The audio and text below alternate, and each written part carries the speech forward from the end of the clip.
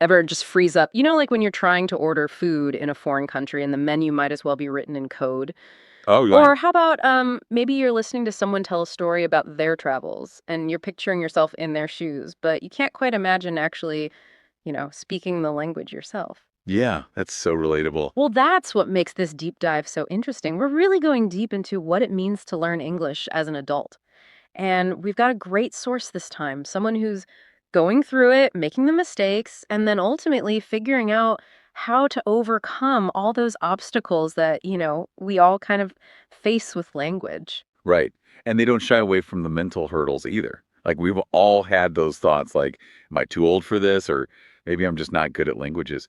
But they actually tackle these head on. Yeah, it's like staring up at this massive mountain of vocabulary. You just feel stuck before you even start.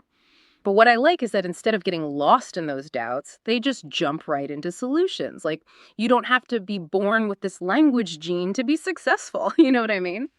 And they're right to challenge that whole idea.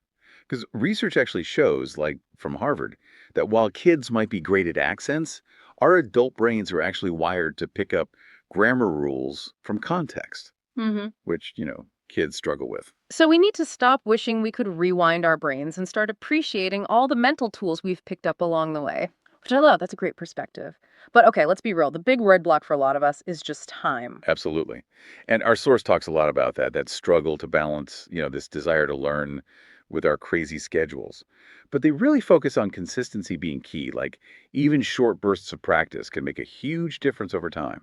In fact, they mentioned a study that found just 10 minutes a day can lead to real progress. 10 minutes, that almost feels too easy. Suddenly it's like, wait, I can actually fit this in. It's about finding those little pockets of time, not waiting for some big chunk of free time that never comes. And lucky for us, our source has some pretty clever tricks up their sleeve, but we'll get into those after this break. So, one thing they're really into is using all the tech we have now, particularly language learning apps. And they actually explain like the science behind how apps like Duolingo or Babbel, even Rosetta Stone, use this thing called spaced repetition to help you remember new words. Spaced repetition, yeah, I've heard that, but to be honest, I don't really know what it means. So basically, it's this idea that you learn something better when you review it at specific times, and these apps, they kind of do it for you automatically. Ah, okay, so it's like having a vocab coach in your pocket reminding you when to practice. I like it. Exactly. But it's not all about apps. They're big on this idea of immersion, surrounding yourself with English in a way that's fun. Okay, so like watching Netflix with subtitles, listening to music, maybe even changing my phone's language. Yeah, exactly. It's about creating that constant exposure so your brain can kind of soak it up in the background without you even trying. It's funny. I think I actually learned a bit of Italian that way, watching old movies with my grandparents. We always thought it was the subtitles, but maybe it was more than that. Exactly. Uh, And speaking of making it fun, our source is also a huge fan of finding language exchange partners. So you're learning with someone else. Oh, I love that.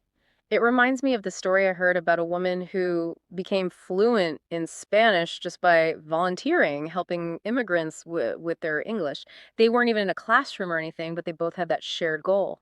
That's it. It's way more social and it's also super effective. Hmm. And on that note, our source makes a really important point about learning a language. You have to embrace making mistakes. Oh, tell me about it. That fear of messing up, it can really hold you back. Right. But our source actually tells this great story about their own experience trying to understand spoken English. So they started with subtitles, which, a lot of people do. Oh, yeah. In the beginning, it's like trying to understand a foreign language, which I guess it is. Right. And they kept at it. And then one day they realized they were actually understanding parts of the show without even looking at the subtitles anymore. Wow, what a feeling that must have been, like suddenly realizing, hey, I'm actually getting this. It just shows how amazing our brains are at adapting, even when we don't realize it's It happening. really does. It's all about consistency and, yeah, even those little mistakes along the way, Yeah. because those are actually helping your brain make new connections, figuring out the puzzle. It's like they say, you learn more from your failures. But I think our source would probably say, don't even call them failures. Just see them as part of the process. Totally. And they take it even further, saying how important it is to actually talk with native speakers, even though, it could be scary at first. Oh, yeah. Putting yourself out there like that, especially when you're still unsure of yourself, it's tough. They get it, they talk about that fear, but also how incredible it feels when you push past it. It's about progress, not perfection, connecting with real people. It's about remembering that language is all about connection, right? Sharing stories, building relationships, and sometimes you just got to dive in and go for it. Exactly. And the more you do that, the more those connections in your brain get stronger and the more fluent and confident you become. This deep dive has been awesome. It reminds us that learning English is about so much more than just grammar rules.